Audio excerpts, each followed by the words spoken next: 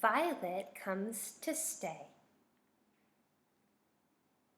Story by Melanie Cheka.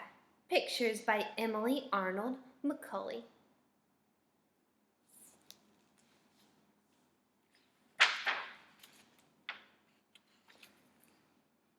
Violet comes to stay.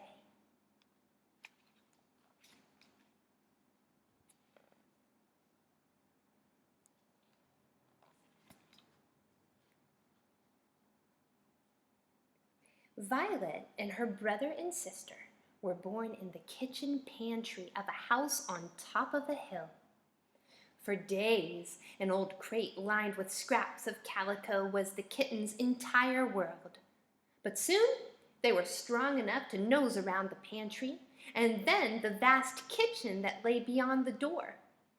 The kittens were quick to invent games for themselves, like chasing after the broom as Cook swept the floor, or pouncing on the occasional pea or potato that rolled off the counter. Then one day, without warning, Violet's brother, Samson, launched himself at Cook's foot as she walked by.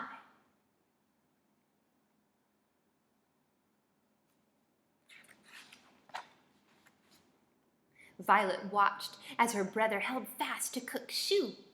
"What game is that?" she asked her sister Daisy. "It's not a game," said Daisy. "He's learning how to catch a mouse." Why would he want to catch a mouse?" Violet watched as Cook reached down and plucked Samson from her foot.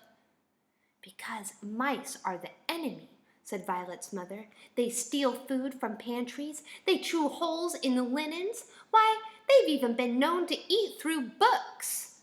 It's our job to kill them." Violet's eyes widened. "Kill them?" "Don't worry, Violet," said her mother. "Mousing comes naturally to us. Just remember the rules. Prowl silently, plan your leap carefully, and pounce boldly. It will happen in time. You'll see."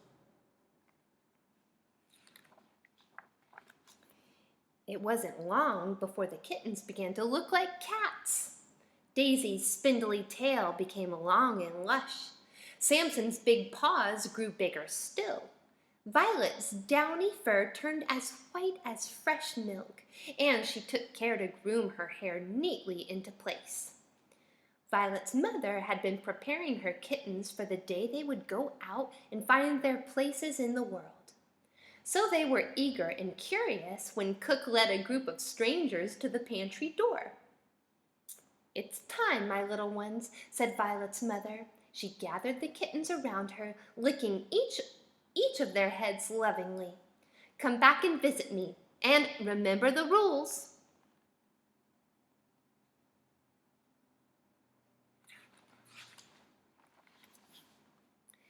"This one here is Daisy," Cook said. Violet watched as a pair of big hands reached for her sister. "That's the doctor," her mother whispered as Daisy was carried away. A mouse was spotted in his waiting room.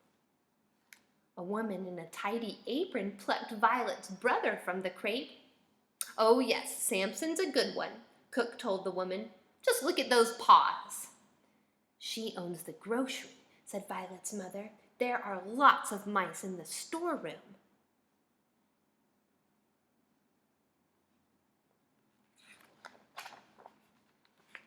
Finally, there was just one stranger left, and Violet sat up as tall as she could. If this was the person for her, she wanted to look her very best. "See the dirt under his nails?" whispered Violet's mother. "He runs the nursery." Violet looked at her mother, puzzled. What was a nursery? Did it have mice? How would she be able to keep her white fur clean in a dirty place? "Violet's little," said Cook, "but she's a special one."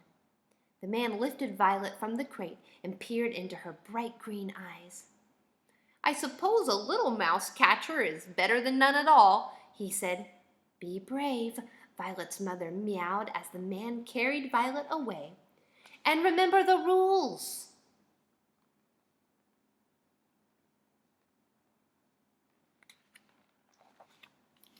Although the gardener whistled cheerfully all the way down the hill, Violet couldn't help from trembling. She missed her mother. When they finally came to a stop and she dared to take a peek, she was amazed. Long tables held trays bright with petunias, geraniums, and pansies, while nearby butterfly bushes gave off a heavenly scent. The gardener set Violet on top of a counter next to a rack filled with seed packets. "Guard these well, Violet. Mice love to chew holes in seed packets, especially the sunflower seeds." Next, he showed Violet her food bowls and a basket where she would sleep.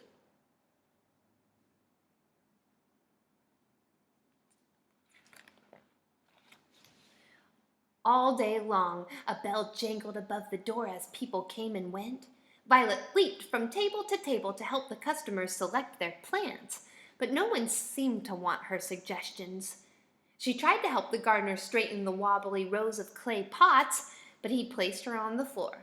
"Not now, Violet," he said. "I've got my job to do and you've got yours."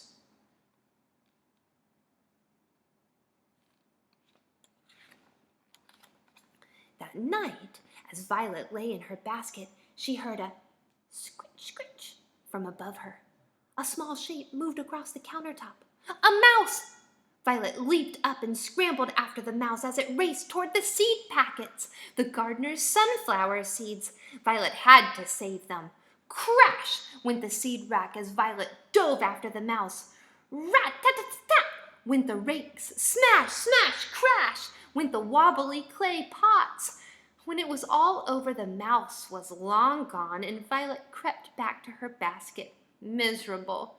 She'd forgotten rule number 1, prowl silently.